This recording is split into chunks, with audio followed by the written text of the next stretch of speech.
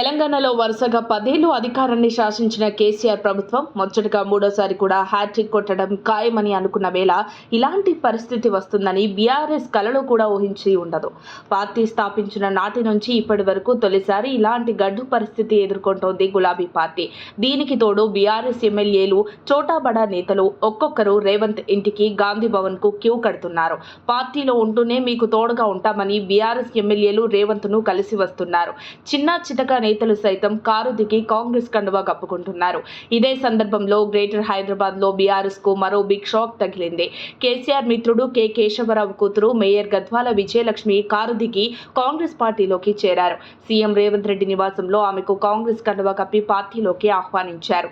Assembly ఎన్నికల ముందు నుండే ఆమె పార్టీ మారుతున్నట్లు ప్రచారం జరిగినప్పటికీ ఆమె కొట్టిపారేశారు. కానీ తెలంగాణలో కాంగ్రెస్ ప్రభుత్వాన్ని ఏర్పాటు చేయడంతో గతంలోనే సీఎం రేవంత్ రెడ్డితో భేటీ అయ్యారు. ఆ తర్వాత కొన్ని రోజుల ముందే ఆమె హస్తంగుటికి చేరనున్నట్లు ప్రకటించిన సంగతి తెలిసిందే. విజయలక్ష్మి తండ్రి కేశవరావు కూడా త్వరలో హస్తంగుటికి చేరనున్నారు. అయితే శనివారం నాడు సీఎం రేవంత్, తెలంగాణ కాంగ్రెస్ పార్టీ వ్యవహారాల ఇన్ఛార్జ్ దీపాదాస్ మున్షీల సమక్షంలో జీహెచ్ఎంసీ మేయర్ విజయలక్ష్మి కాంగ్రెస్ కండువా కప్పుకున్నట్లు ఆమె తెలిపారు.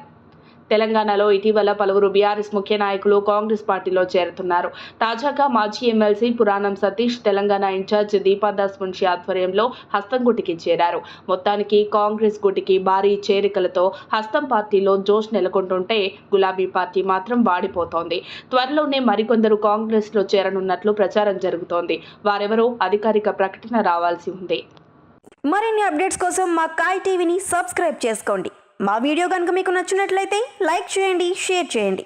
మీ విలువైన అభిప్రాయాలను కామెంట్ బాక్స్లో తెలియజేయండి.